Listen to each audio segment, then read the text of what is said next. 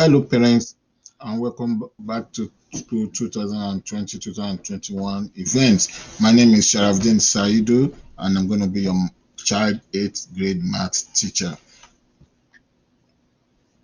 My goal this year is to be able to transform your child into a mathematically oriented student who can use the skill in the math class to solve some real life problem. It's going to be rigorous, it's going to be tough, but we're going to work towards achieving our goals. And before I proceed, I just want to comment on what is going on around during this period. I know it's not easy. I hope you guys are staying safe and you are doing well. Please just remember we are all in this together, and our kids really need us. So let us be safe and take caution. It's not easy, it's tough, and the virus is real. So let us take precautions and engage in activities that will be safe, not just for ourselves, but for the kids. All right. So in this presentation, what are we going to be talking about? We're going to be talking about the teacher's background. We're going to be talking about the curriculum and the resources that you need to get those curriculum uh, achievable. Then we're going to also talk about the schedule, the daily agenda, the attendance and grading policy. We're going to be talking about expectations. We're going to be talking about the contact info. How do you contact me? When do you contact me? So we're going to be talking about that. Let's quickly go over these things before time. So my personal life, I came from Nigeria in 2004 and I resided in Ovington for 6 years. Then after that, I moved to Newark. Right now, I'm a Newark resident. So close, about 5 to 10 minutes away from the school. I'm a proud parent of two boys. I'm married, I have a wife, and I have two kids, two boys, one in high school and one in middle school. Uh, Educationally, I went to Federal University of Technology, Akure, where I got a Bachelor of Technology in Agricultural Engineering in 2002 after spending 5 years in the school. Uh, After that, I went to NJIT, New Jersey Institute of Technology, right there in the corner. Was there. I went there and I graduated with a master's degree in environmental engineering in 2008. After that, I'm currently attending Walden University. It's an online school where I'm about to get my PhD in education leadership policy and change soon. So professionally, I've worked with Newark Public School and I've worked with Hudson County Community College in Jersey City, and right now I'm working with Ovington Public School. The curriculum we'll be working with this year will still remain the same. We're going to be working on the Common Core standards.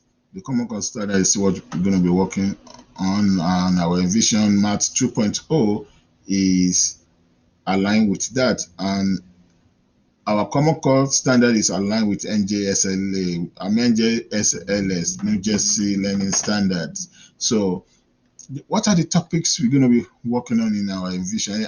When I say Envision Math 2.0, Envision is a program that you've been hearing about it if you have kids that have been in the public school for the last few years, let's say last 2, 3, or 4 years. So each of your child must have come home to tell you that, oh, we are using Pearson Realize. The former name for the website is Pearson Realize, but now it is Servers Realize. So if you hear them saying Servers Realize, they're talking about Pearson Realize. So the topics we're going to be working on this year will include real numbers. How do they identify real numbers and how do they work with it? What are when they have square roots, how do they work with it? When they give them the area of a square, how do they calculate the side length? If you want to put a frame in a box, how would they know the side length of that box that they need?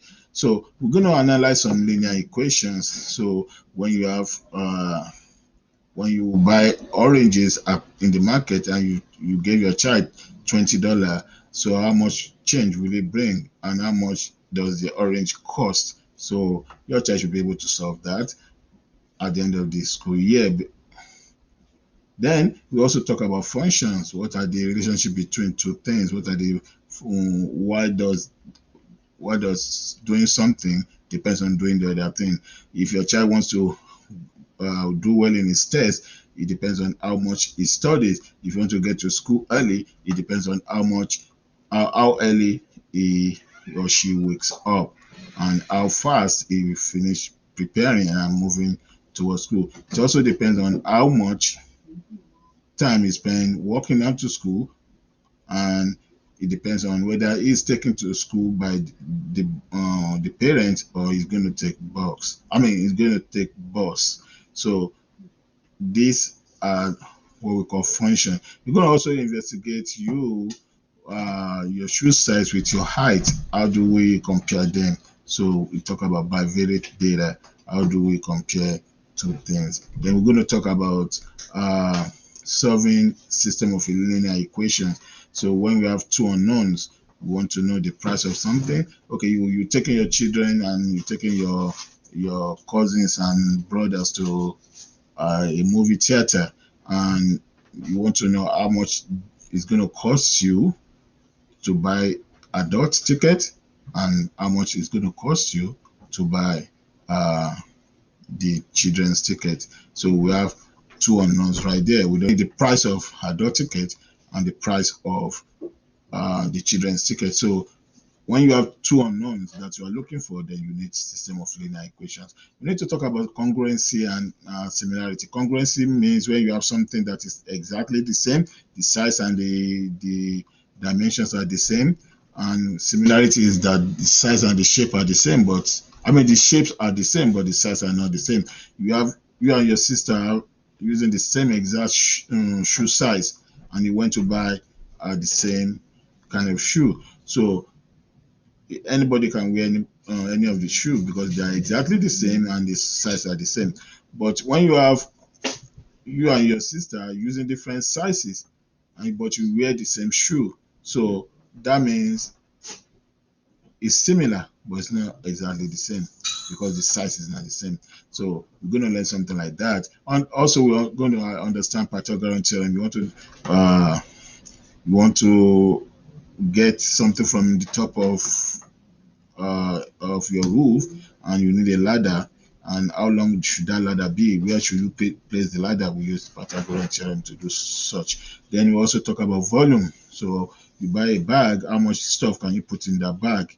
So that is volume. So this curriculum, we can access this curriculum digitally using our desktop or Chromebook or iPad or notebook or smartphone. The students right now are using the e-textbook, the online textbook. I gave them the online textbook because this program has that. They can write on the textbook online, they can print it, they can do anything they want. It's just the version of the one that we have here, the paper textbook. The paper textbook the paper textbook is also of two volumes. This we will use when we get back to school. We're going to use it when we get back to school.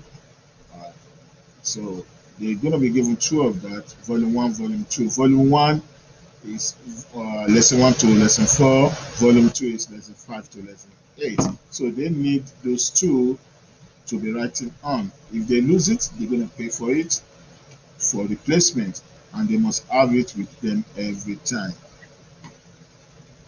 Supplementary supplementary resources include iReady. iReady is an intervention program.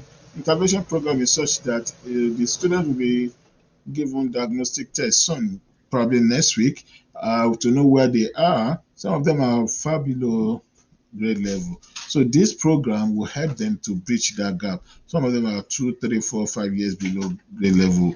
It's not really all the time their fault.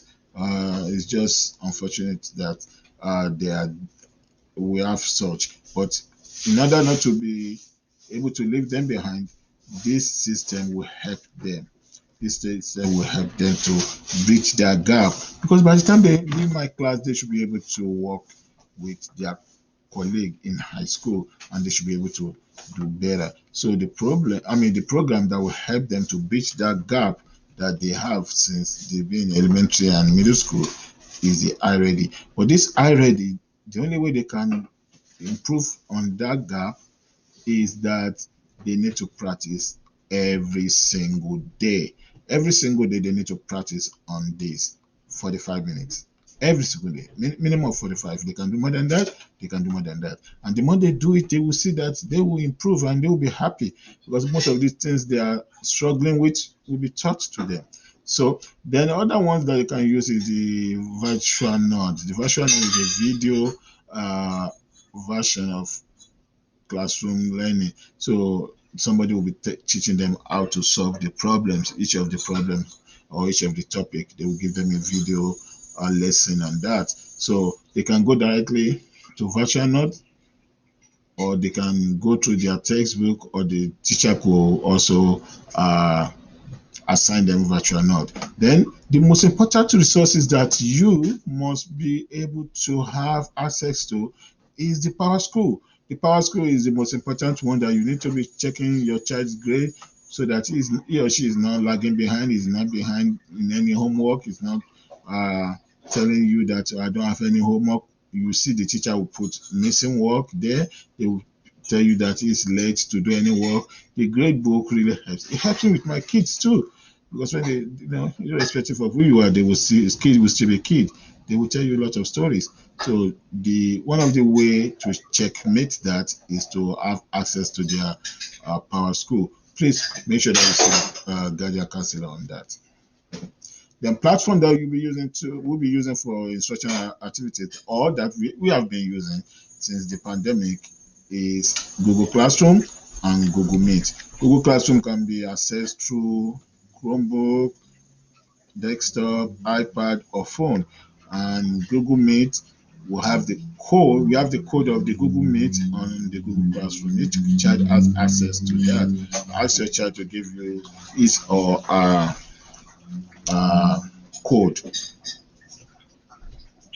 This remote learning schedule. The schedule is given to us by the district so that it will be uniform. The uniform schedule for middle school is that the school starts at 8:30. So your child needs to be awake, must be awake before 8:30. So to prepare for class. My class starts from 8:30 to 9:35 for my first and second period, because they do two periods with me. The third and fourth period is 9:40 to 10:55. Fifth period is 10:58 to 11:40, and in between they take a lunch. Then after that they return by 12:30, and we end it at 1. My office hour is 2:15 to 2:51, but if you come by 2, I will be available. Or if the child comes by 2, the office hour is for the kids to be able to talk to me about anything they want to talk to me about their work or any other thing. So daily agenda, every day we do the program of the day. Then I will introduce the next topic to them. I will model the examples. I will ask them to do stuff with me. We go over it. I ask them questions. The small group is what we have not been able to do so much with, or we've not started working with, based on two things. We need Google Meet to upgrade so that we can be using the breakout room. And two, I realized that when I ask the kids to be doing stuff on their own for now, either some of them are scared to do it by themselves, they just sit down, and some of them are not paying attention. So I've not been able to utilize this so much now. But one thing I do is that we use the whiteboard to be able to checkmate that problem of student not paying attention, because I will see you not working on your whiteboard and I will call you out. And so far, so good. The kids have been doing well with that. Though it's still tough, but we have been having good response. Then independent studies, students will be working on their own. So then after that, we do closure, exit ticket, and we ask students to do some assignment at home on servers realize. So our grading policy, this is key to student passing any class, any cycle. So the policy is the same for elementary school and middle school in terms of math. Every cycle, this, especially this cycle that we are still doing our work online, students will be having minimum of two tests, and that will account for 20% of their grade. Then they will have minimum of 6 quizzes, which will account for 40% of their grade, and independent assignments will be having minimum of 10 of those, and that will be accounting for 30% of their grade.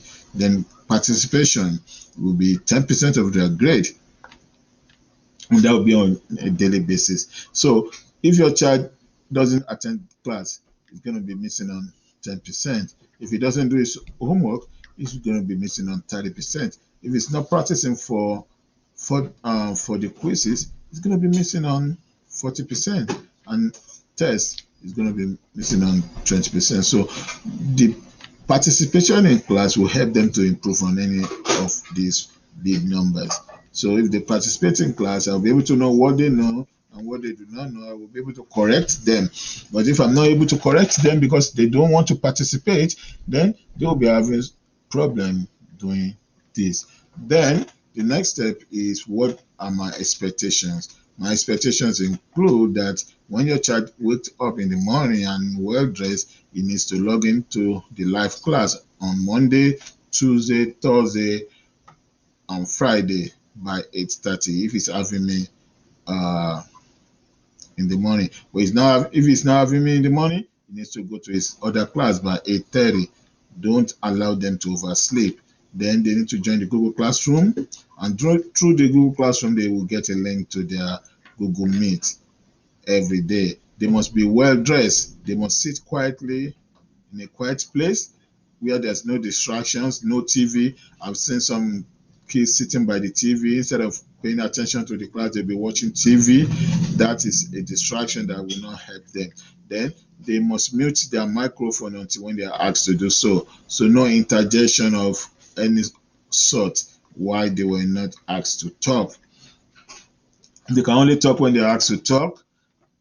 Then they must turn their camera on. The only way I can know that your child comes to class is by him or her turning his or camera on, or responding to me when I ask him a question, or send me a chat in a text in the chat telling me what he thinks about my questions or the answer, the response. Failure to show his face or her face, failure to talk when I ask him or her to talk, and failure to not chat with me means that your child is not with the computer. I've seen a kid last 2 weeks. What he did was that he just turned his camera on. He put a teddy bear there and he just left. So that's why the camera should be on. If I don't see the camera, I will not see him, and I'll be calling his name if I don't see his response, and so on. So your child must respond so that I'll know that he's there or not. If he's not there, then he cannot get grade for participation or coming to class. Then pay attention. The child must be able to pay attention and participate in class respectively. And also, your child must be following direction when he was given. I don't need to be calling him 3 times or 4 times to follow the direction. He or she's supposed to be doing it once when I tell them to do so, like every other person in the classroom. That's when the class will go on smoothly. This class will also go on smoothly when your child attend to his learning and complete all assignments that is posted on Google Classroom or servers. The more they do the assignment, the more they get hold of the skills. Please notify the teacher or the school when your child is absent or is going to be absent, going to the nurse, going to the doctor. This is very important.